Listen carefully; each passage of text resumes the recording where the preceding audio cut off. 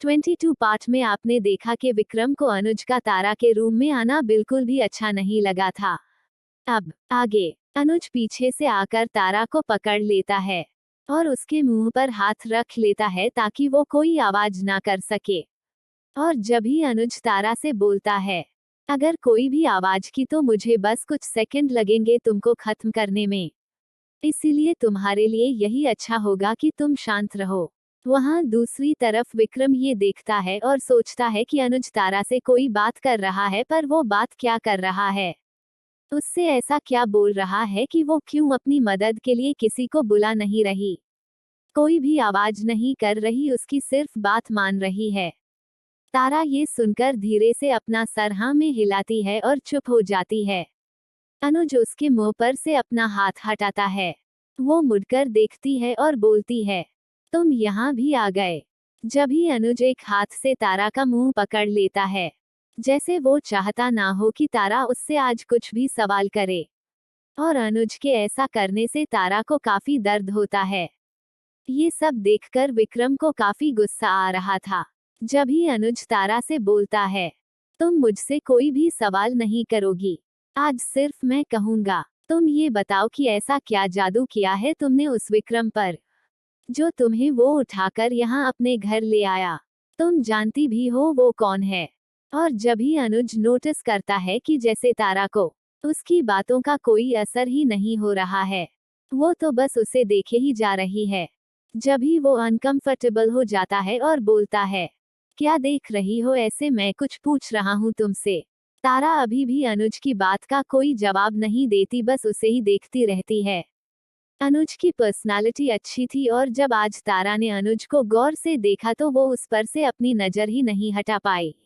ये देखकर अनुज धीरे से अपना हाथ तारा के मुंह पर से हटाता है।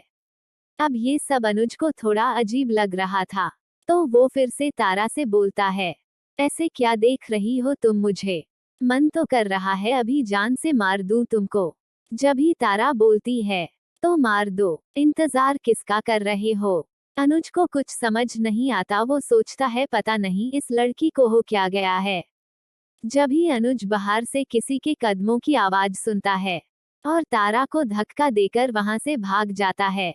विक्रम अनुज को वहां से भागते हुए देख लेता है और बोलता है, मिस्टर अनुज सहाय, एक दिन तो आपसे मुलाकात जरूर होगी। एक बार फिर से तुमको अपनी मनमानी करने नहीं दूंगा मैं। तुम अभी जानते नहीं हो कि विक्रम धनराज क्या चीज है। ये बोलकर विक्रम मन ही मन हंसने लगता है, जैसे उसके मन में बहुत कुछ चल रहा हो और बस उसको एक मौका चाहिए। वो चाहता तो अनुज को अभी पकड़ सकता था, लेकिन विक्रम ने ऐसा नहीं किया। वो उसे अभी पकड़ना नहीं चाहता था। वो बस अनुज के मन में ऐसा भरोसा बनाना चाहता है, उसको लगे कि उसे यहाँ किसी ने नहीं देखा, इसीलिए वो यहाँ दोबारा आए। और यहाँ तारा अनुज के बारे में ही सोच रही होती है। और वहां दूसरी तरफ अनुज भी तारा के बारे में सोच रहा था कि वो लड़की मुझे ऐसे क्यों देख रही थी और उसने ये क्यों कहा, मार दो मुझे। यही सब सोचते सोचते अनुज सो जाता है। और जब ही दूसरे दिन विक्रम को एक मीटिंग के लिए जल्दी ऑफिस जाना होता है, वो एक बार तारा को उसके रूम में देखने के लिए आता है और फिर चला जाता है। थोड़ी देर बाद तारा उठ जाती है, वो देखती है सुबह के 10 बज रहे हैं। वो उठती है और वॉशरूम की तरफ जाती है। वॉशरूम से बाहर आकर अलमारी में देखती है, उस अलमारी में सभी तारा के साइज की ही ड्रेसेस थी।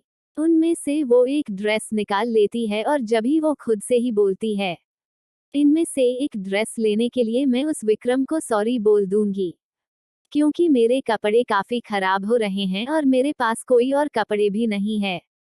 जब ही वो उनमें से एक ब्लैक कलर की शॉर्ट ड्रेस लेती है पहनने को, तारा को ये नहीं पता होता कि विक्रम अभी भी वो रिकॉर्डिंग देख रहा है और उसकी ये सॉरी वाली बात पर उसको हंसी आ जाती है। जब ही तारा वॉशरूम से चेंज करके बाहर आती है तो विक्रम उसे देखता है, वो काफी अच्छी लग रही थी उस ड्रेस में। फिर वो शीशे के सामने खुद को देखती है और खुद को किस करती है और विक्रम उसकी ये सारी हरकतें देख रहा होता है। जब ही तारा कुछ सोचने लगती है और स्माइल करती है,